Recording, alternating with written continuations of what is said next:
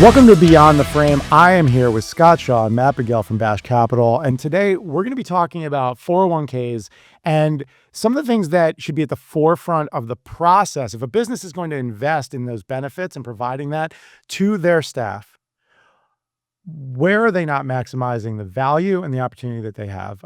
Matt, Scott, thoughts on this? What do business owners need to know? Scott, shall we start with the education side? You want to do the investment? I first want to thank them for having us here. All I right. find that's What I'm great. Let's start. Go ahead. I mean, look, John, thanks for having us in your studio. We're very excited to be here today. Oh, I like to lean in there. I'm so excited to have you guys here. Thank you very much, Jonathan. I think you're underestimating the value of a 401k plan towards its employees or participants, as we call them. I think it's actually one of the things that any worker out there should be initially looking at in addition to their compensation, salary, bonus, all that good stuff. The 401k platform is critical to your future retirement needs. And are you working for today or are you working for tomorrow? So that's a really great point around what the employees need to be thinking about and looking at when they're coming into things. Thinking from the employer side, right? You generally, well, first of all, let's get a baseline. How does it work?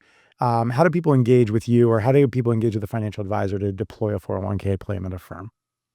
Usually starts with the business owner. And I think 401k space is usually the most overlooked benefit when it comes to the company because you're focused on health insurance or other out-of-pocket costs.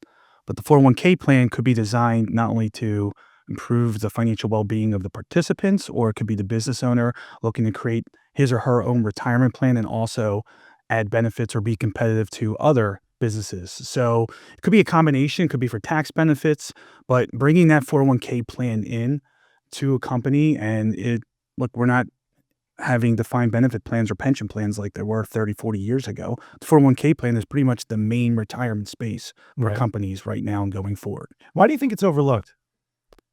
Because many reasons. You can ask a business owner right now, what are your costs? They'll tell you what the benefit costs are for health insurance or other insurance costs or business costs. If you say, what are the fees or the internal fee costs of the retirement plan? It's not as transparent. I would say almost 9 out of 10 do not know what a 401k plan is really costing them. Interesting. Does that make sense? No, that makes a lot of sense. So is that specific to the fees? Are there other things that they should be considering when they do that analysis?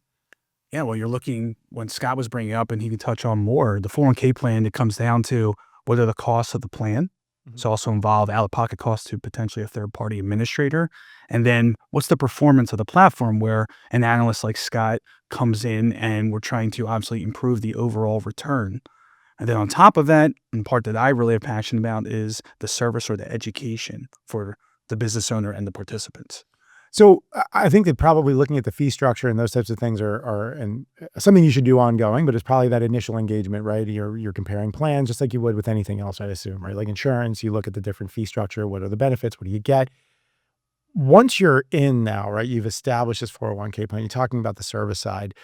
What are things that maybe business owners aren't aware that are important in that process, right? Like everybody's talking now about the customer experience. Everybody's talking about, in whatever business you're in, whether it's the customer experience or the service or whatever.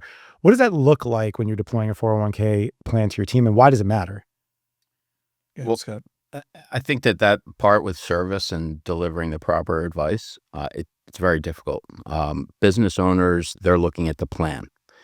When an advisor comes in and we're dealing with the participants, your last question about what's missing and why would somebody not participate, I actually think about it from the employee level.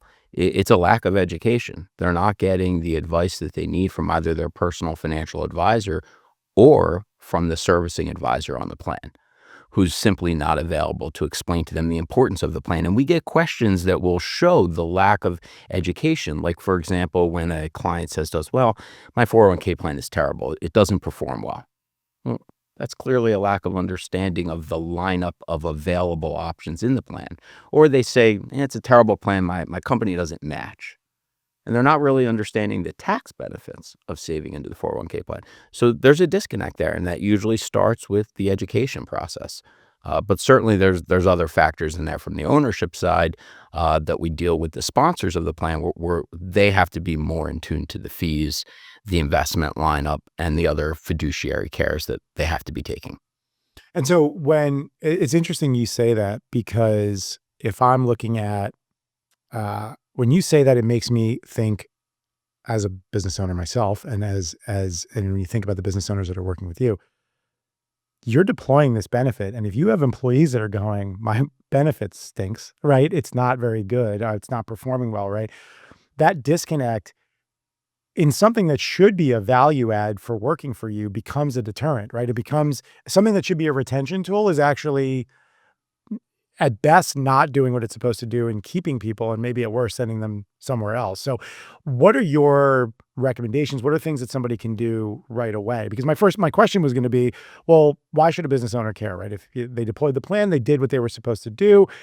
It's the employee's responsibility then to figure out how they use it. But the reality of that is that if you want to be a good employer, you want to help your team grow, right? Both professionally and personally, so that everybody in the whole organization grows. So what do you do that's different? What do you focus on the service side that helps, and how do you educate these people? Well, the best part, what Scott said, disconnect. There is a gap in financial education. And I can bring up the stats here, but fewer than 1 in 5 Americans in a recent study is confident about the management of their retirement account.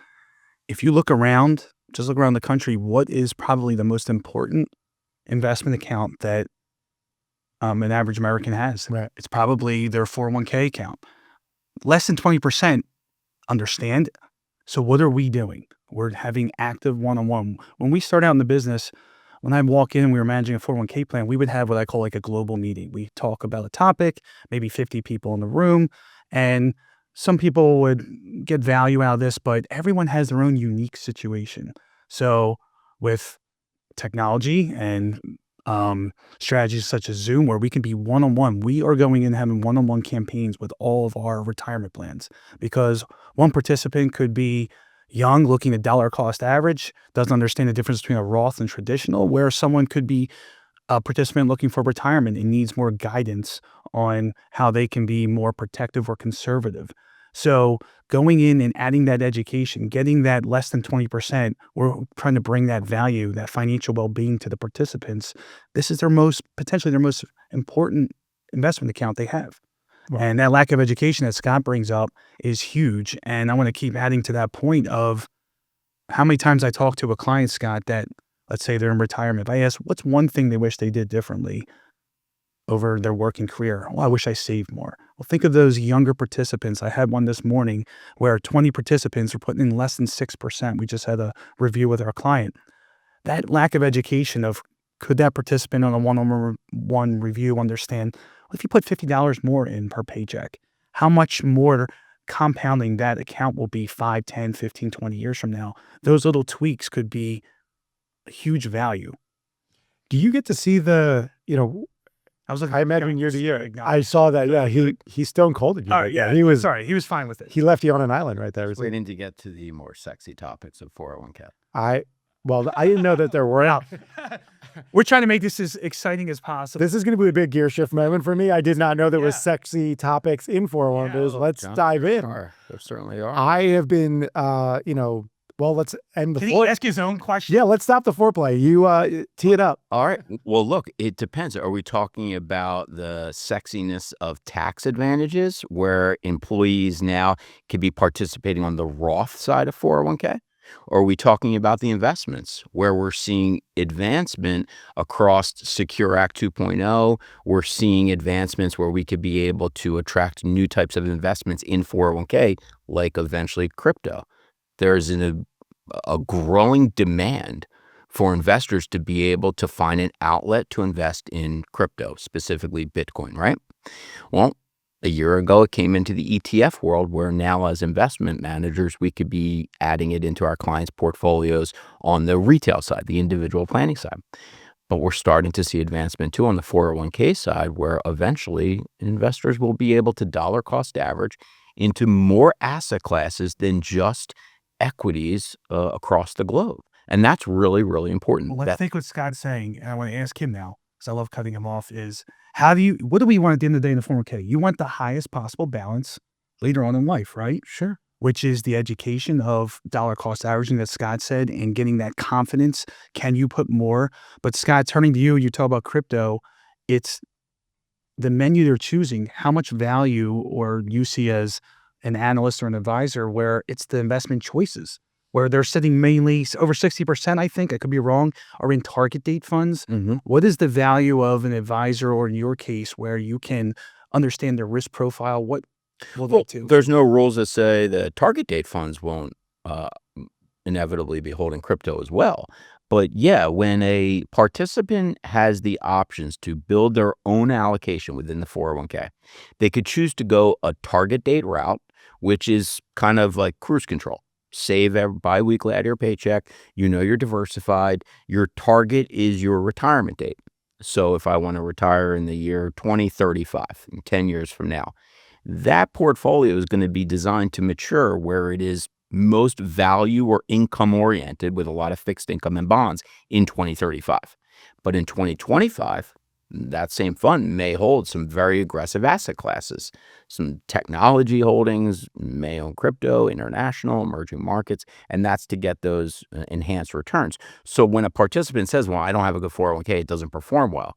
Well, we know All the time. that's the disconnect. We get that all the time, and we then know, well, this person doesn't really understand that they chose the investments in there, and maybe they didn't speak to somebody to get proper advice. So it sounds like it's a process of getting the right advice, setting the expectation based on that strategy, right? Because if I'm in a target date fund, as you said, it's going to be, and I'm going to dumb this down, right? I'm going to be more aggressively invested, which has higher risk in the short term and in the earlier portion of that 10 years. And then as it's maturing, as you said, or as it's coming to the end where I'm going to need this money to cash out because I'm about to retire, I want less risk from the volatility of the market. So I'm going to have my investments are going to be how would you say that? Well, I would just say yeah, it's just such a flawed way of looking at it yeah, because people will choose their retirement date as if, and I'll say this carefully, as if it's their date of death.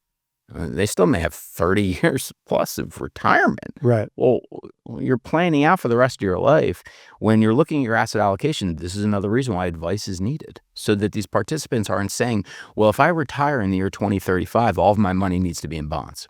That's what we often hear, and it's just not the case. You need to make sure that you have dollars that are going to perform well for your 70s or 80s or 90s, some of the highest cost of living that you're going to see. Right. Right. And so, yeah. Well, I was going to add to that word overlooked. I think that's a big part of 401ks. Overlooked by the business owner because it's not out-of-pocket costs. Even business owners be like, oh, I'm up 15% per year. Did really well. Maybe you could have been up 16. Maybe the fees are 1% more internally. You didn't even realize it. But then the participant where we're hearing, what's a Roth? I don't know why I'm all in bonds. That's their most important account. It's overlooked because they're usually intimidated by investing. They don't feel confident and they just don't want to pay attention or learn. So we're seeing the whole entire situation overlooked by the business owner and the participants. Well, I feel like it might be too sexy at times for people, just to come back to that as we got to get some of that analysis. And I also think that, and even as we were just talking about that right now, just I think a lot of times finding a way to dumb it down so that people understand, we're talking about, hey, I don't even want to look at my account or understand it. And you're going, did you know that we could have crypto? And it's like, I don't even know how that works, how it functions. It's just Intimidating. It's intimidating. I think it's so to kind of summarize that and where we're at this point, it sounds like the big thing that you see from you guys and your focus in 401k deployment for the clients that you work with, the business owners and their staff and their employees, is to make sure that there is really proper expectation setting and education for each of those employees, which really, I think for them maximizes their potential benefit within investing, right? Because they're more educated and they're able to make decisions based on their actual life, which is different for every single employee, which is why, as you said earlier, a 60-person seminar once a year doesn't really cut it necessarily. And then for the employer, it ensures that this benefit that they're investing in is a big part of their comp plan, a big part of their retention strategy is actually executing on that vision. If that's a good summary, I do want to ask you guys, I'm sure you've worked, for many years with some of these businesses where you've stepped in and kind of, seen the person who was doe-eyed and worried and didn't know what to ask. And now you're 2, 3, 4, 5 years in and you're able to have that annual meeting with them, that conversation with them. They're savvier, they are more confident, comfortable, and aware of really their benefit. Do you have any stories like that and what you see in individuals and the benefit that they get, right? That like that micro story, that human story, because that's what it boils down to here, right? I would say I just had this last week, and Scotty may even know, we had sitting there on a review. Client was part of a 401k plan. She rolled over into an IRA, went to a new company, and I love to call it like a back to the future moment where I pulled out her net worth from 5 years earlier till now, and just a snapshot in time to show all that dollar cost averaging and staying the course, staying disciplined. The difference in the value of her accounts was very, very large. And just seeing that I'm a part of that is such a great feeling. But we're coaching. We're financial planners. I don't even like to say, well, what do you do? We're advisors. No, in my mind, we're training and we're coaching. And sharing that with clients is what it's all about. And seeing some of the advice that we've been echoing and them saying, hey, thank you. Like we stayed the course, and I may have other financial decisions I've been making that help as well, but the investment side really grow. I mean, that's what it's all about. So that was in a personal experience just recently. I don't know about you, Scott. I would shift and talk about where we're at right now in the markets. And when I look at 401ks and qualified plans, even IRAs for that matter, and then I look at the market every day creating a new all-time high. No matter what you're talking about, we have conversations with clients that are looking at their investments and seeing the compounded returns over these last 3 years. And one of the biggest things they could do is rebalance their account. And with proper advice, clients right now could be rebalancing their retirement plans, paying zero fees, zero taxes, and reduce their exposure. And everyone has this constant concern over capital gains tax and income tax. I can't sell my investments because I'm going to pay taxes on it. Well, you can always go to your retirement plan. And when you're looking at your total picture of your total net worth, you could still dial down that risk at these all-time high levels by trimming in an account that you don't pay taxes in. It's one of the big advantages of those plans is you are not disadvantaged by rebalancing numerous times. And in our models, we rebalance 2 to 3 times a year. And in qualified plans, that's a big service to the participant, knowing that at no point do they have a single investment in their retirement plan that is becoming over-concentrated, that is going to expose their retirement dollars to risks that they weren't intending to take. And I think right now in this market, specifically like this week, when you're looking at the markets, you have to look at your overall asset allocation and the risk that you're taking. Take advantage of what's happening in the markets right now. Dollar cost averaging over time means that you're reducing the price that you're paying because you're buying at different intervals. There's no rule that says that when the markets are at an all-time high, you can't give your portfolio a haircut and take some profits and go into some areas that underperformed. Specifically, international over the last decade underperformed domestic equity. Energy underperformed domestic equity. Financials, there's many areas of the market right now that aren't at all-time highs like that. So I think investors need to take a look at their 401k plan from the advice that they're getting, the tax benefits that they're receiving, but then have a conversation with the advisor over your asset allocation. So let's add to what Scott just said, because as an analyst, this all comes easy to him. Right. We said intimidate. Yeah, give me the 5th grade. You're a business owner. You work all day.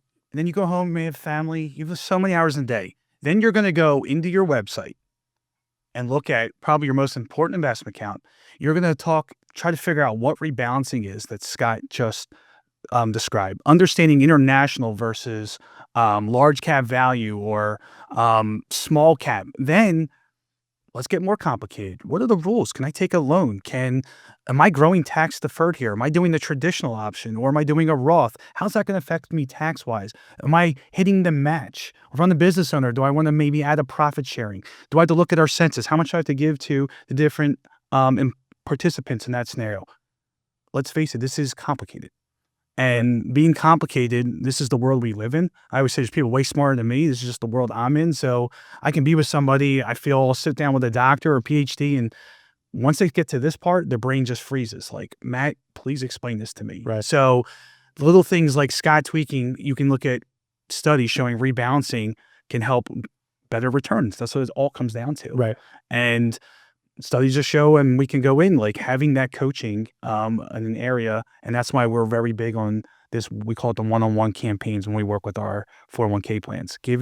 Why shouldn't that participant have at least a 30-minute one-on-one for customized advice for their situation?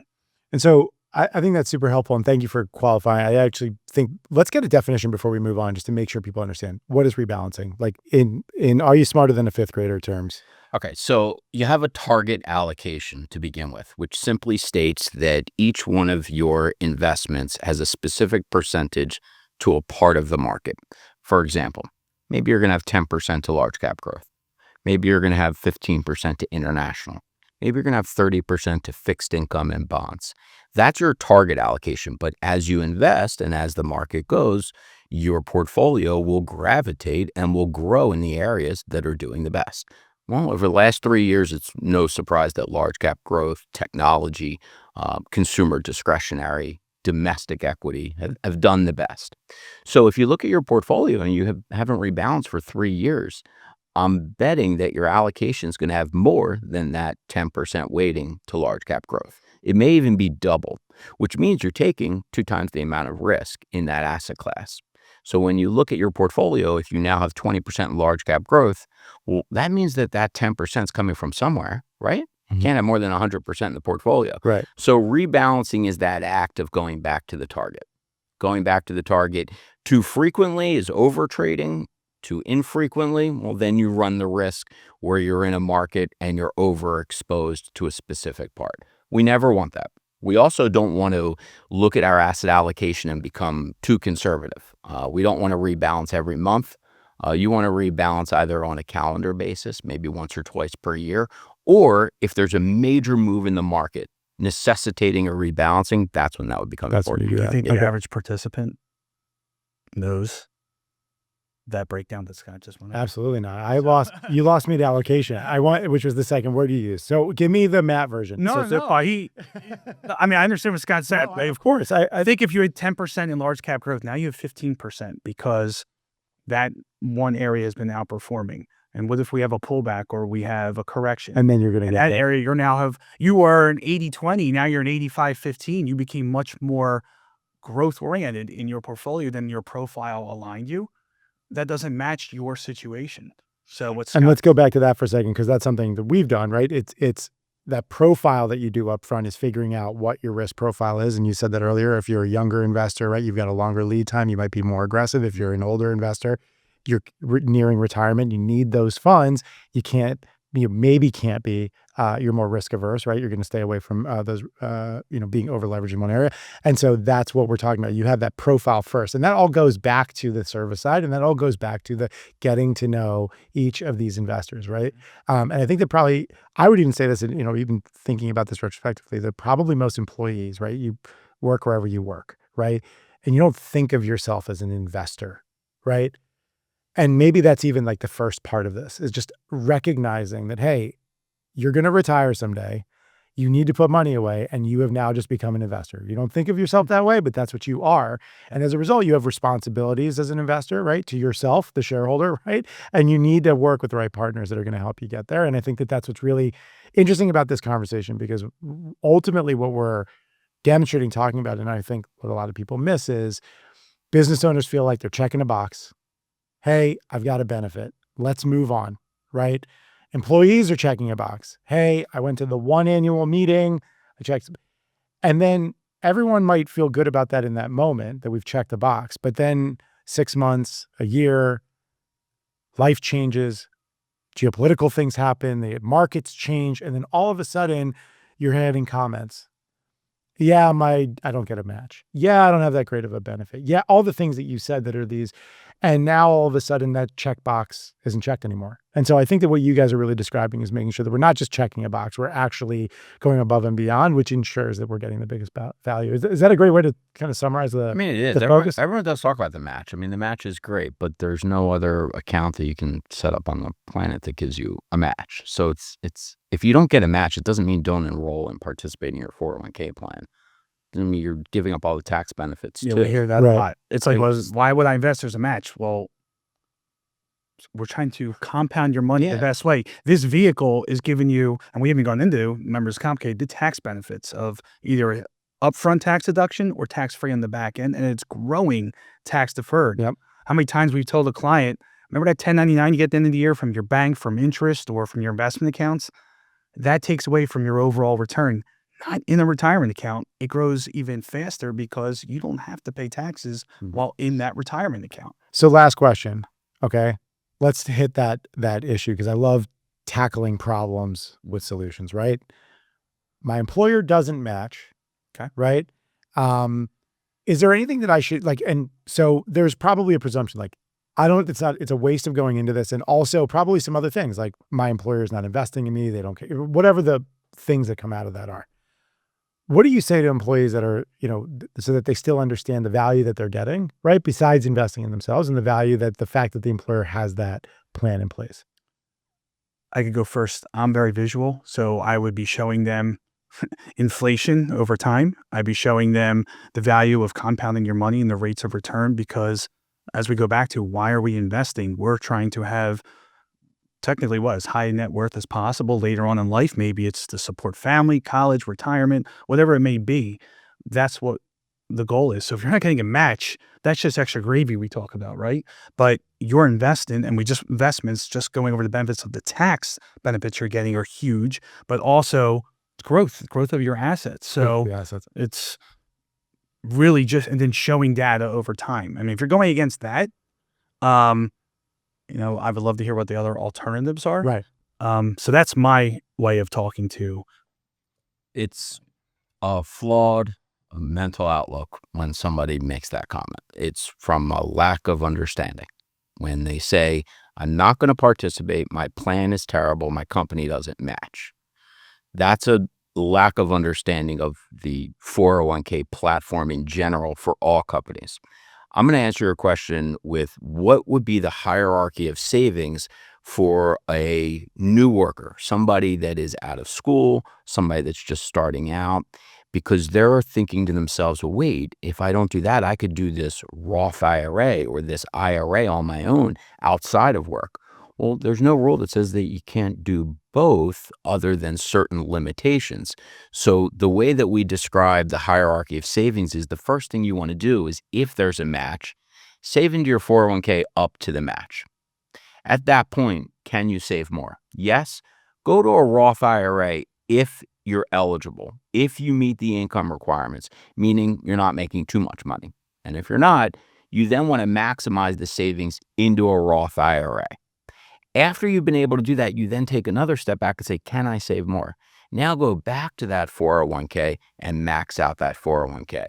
Now you're fully utilizing all of the tax advantages that are available to you because you qualify. You're under the income limits, so you can use a Roth IRA, you can use a 401k, and you can max them both out. Do that while you can, because at a certain point, those people that are out there that are just starting out, they are going to be making too much money. And they're not going to be able to save into that Roth IRA anymore. And then they're just going to be able to do the 401k. The Roth IRA is an extremely valuable tool for long-term savers. It provides them the tax deferral that Matt described before, and it also has the potential for tax-free distributions in retirement. So that would be the hierarchy that we recommend investors that are starting out, and all of it is based off of their qualifications. I love that. So it truly is cutting your nose off to spite your face if you're just going to look at that match and then go walk out the door, right? And so That's right. it's really just truly leaving money on the table. And it's not impacting you today necessarily, but future you is going to be pretty pissed off when you realize the mistake that you made. So I think that that's a really valuable thing and a valuable takeaway for anybody that's hearing this right now. Matt, Scott, thank you guys so much. It's great to hear the approach and philosophy to 401k deployment that you do with the companies that you work with. So thank you. John, this is great. Thank you. Thanks for having Yeah. us, Joe. It's Thanks. great.